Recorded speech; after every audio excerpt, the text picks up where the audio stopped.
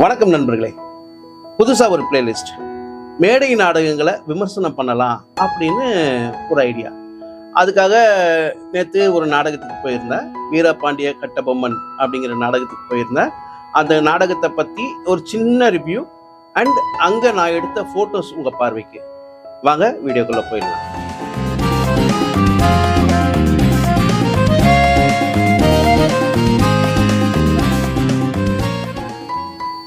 ஆக்சுவலா வீரபாண்டிய கட்டபொம்மன் திரைப்படமா நாம பார்த்திருக்கோம். நடிகர் திலகம் சிவாஜி கணேசன் நடிச்சு சக்க போட்ட படம். அந்த படத்தை பார்த்துட்டு ஒருவேளை அந்த மாதிரி இருக்குமோ அப்படின்னு ஒரு நினைப்போட இந்த நாடகத்தை போய் பார்த்தேன்.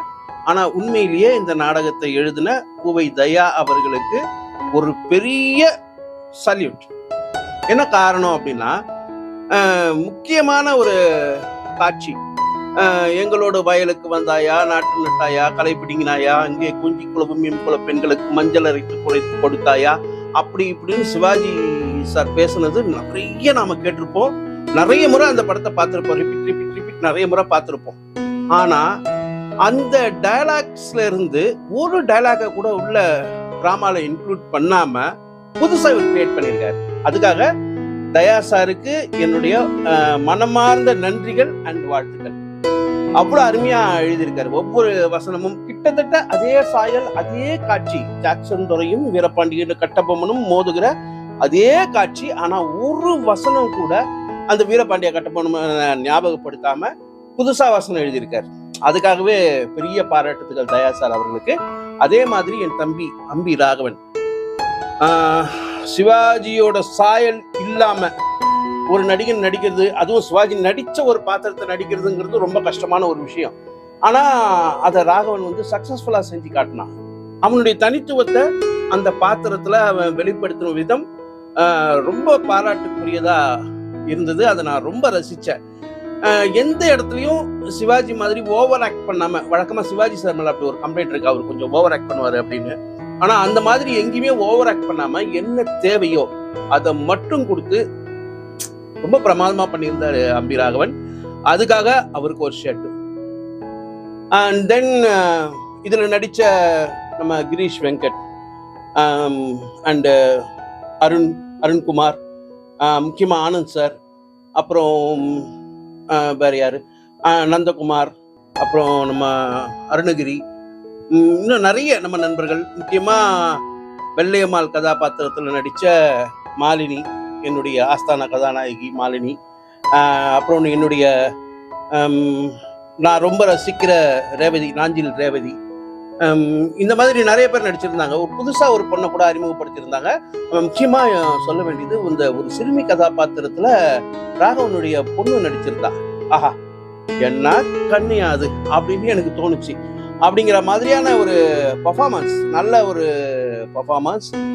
பிறந்த சிறந்த கலைஞரா வர்றதுக்கான வாய்ப்புகள் நிறைய இருக்கு. அந்த பொண்ணு உண்மையிலேயே ரொம்ப பிரமாதப்படுத்தியிருந்தா. ரேவதி, நாஞ்சில் ரேவதி, வழக்கம் போல அவங்க கிட்ட நம்ம சொல்லணுமா, சிவாஜி நல்லா நடிச்சாருன்னு சொன்னா அது நல்லாவா இருக்கும். அந்த மாதிரி ரேவதியும் நல்லா நடிச்சாங்க, எப்பவும் போல ரொம்ப நல்லா நடிச்சாங்க. ராகவன், கிரீஷ் எல்லாருமே ரொம்ப நல்லா நடிச்சாங்க. முக்கியமா மேக்கப் தங்கபாண்டியன், தாகு தங்கபாண்டியன் மேக்கப் மேன் உண்மையிலே ரொம்ப பிரமாதமா மேக்கப் போட்டிருந்தார் எல்லாருக்குமே. ஒரு சிலருக்கு இந்த விக்கெல்லாம் கொஞ்சம் பிரச்சனைகள் இருந்தது, விக்கெல்லாம் கொஞ்சம் சுத்தப்படுத்திருக்கலாம். முக்கியமான ஒரு கேரக்டர் இந்த ஜாக்சன் துரையா நடிச்ச பாலகுமார், அப்பா அவ்வளவு பிரமாதமா பண்ணியிருந்தான். நடன சபாபதி சார் அவ்வளவு நல்லா பண்ணியிருந்தாரு. இந்த மாதிரி ஒருத்தருக்கு ஒருத்தர் சலிக்காம எல்லாருமே போட்டி போட்டு ரொம்ப பிரமாதமா நடிச்சிருந்தாங்க. எனக்கு ரொம்ப இந்த நாடகம் பிடிச்சிருந்தது. நீங்க வாய்ப்பு கிடைச்சா இந்த நாடகத்தை நீங்க போய் பாருங்க. முக்கியமா இது எல்லாத்தையும் விட மிகவும் பாராட்டுகளுக்கும் போற்றுதலுக்கும் உரிய, நான் எப்படி சொல்றது, தம்பின்னு சொல்றதா, என்னுடைய குருக்கள்ல ஒரு சொல்றதா, திரு மல்லிக்ராஜ் அவர்கள். மல்லிக்ராஜ் அவர்களை நான் ரொம்ப வருஷமா பார்த்துக்கிட்டு இருக்கேன். நியர்பை நான் டிராமா உலகத்துக்கு ஒரு 38 வருஷம் ஆச்சு. 86ல இருந்து டிராமா உலகத்துல இருக்கேன்.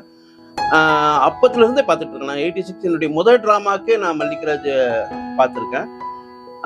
அப்பத்துல இருந்து இப்போ வரைக்கும் பார்த்தா அவருடைய அந்த டெடிகேஷன், அந்த கோஆர்டினேட் பண்றது, அந்த ஆர்டிஸ்டை கோஆர்டினேட் பண்றது, அந்த கட்டுக்கோப்பா ஒரு குழுவை வச்சு நடத்துறதுங்கிறது, இத்தனை வருஷமா நடத்துங்கிறது சாதாரண விஷயம் கிடையாது. 36 வருஷமா ஒருத்தர் நாடக உலகத்துல இருக்கான் அப்படின்னா அது உண்மையிலே பிரமிப்பான ஒரு விஷயம்.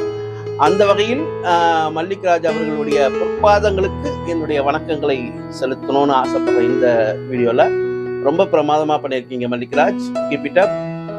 இன்னும் நிறைய நீங்க இன்னும் சாதிக்கணும், நிறைய உயரங்கள் போகணும், இன்னும் நிறைய நாடகங்கள் பண்ணணும், உங்க நாடகங்களை நான் தொடர்ந்து விமர்சிக்கணும் அப்படின்னு கேட்டுக்கிறேன். முக்கியமா இந்த வீடியோவை பார்க்குற நம்முடைய சப்ஸ்கிரைபர்களுக்கு நீங்க கண்டிப்பா நாடகங்கள் பார்க்கறதுக்கு வாய்ப்பு கிடைச்சா நேர்ல போய் பாருங்க. முக்கியமா இந்த வீரபாண்டிய கட்டபொம்மன் மறுபடியும் வாய்ப்பு கிடைக்கும் போது நேர்ல போய் பாருங்க. ரொம்ப பிரமாதமா இந்த டீம் நடிச்சிருக்காங்க. மனசு வந்து சொல்றேன், ரொம்ப நல்லா நடிச்சிருக்காங்க. மார்க் கொடுக்கணும் அப்படின்னு பார்த்தா ஒரு 100க்கு ஒரு 80 மார்க்ஸ் கொடுப்பேன் நான். அந்த 20 மார்க் ஏன் கம்மி அப்படின்னு கேட்டா, சில இடங்கள்ல சொன்ன மாதிரி இந்த மேக்கப்ல வந்து விக்கு சரியா வைக்கல, அந்த மாதிரி சில சின்ன சின்ன சின்ன சின்ன பிரச்சனைகள். எல்லாமே 100% யாரும் கொடுக்க முடியும்? யாரும் கொடுக்க முடியாதுல்ல. அதனால 80%ங்கிறது நல்ல மார்க் தானே. 80 மார்க் இந்த நாடகத்துக்கு கொடுக்கலாம். அந்த அளவுக்கு ஒரு நல்ல ஒரு நாடகம். ரசிகர்கள் இந்த நாடகத்தை வாய்ப்பு கிடைக்கும் போது போய் பாருங்க. இப்போ இனிமே தொடர்ந்து இந்த வீடியோல இந்த நாடகத்துல நான் எடுத்த புகைப்படங்கள் உங்கள் பார்வைக்கு.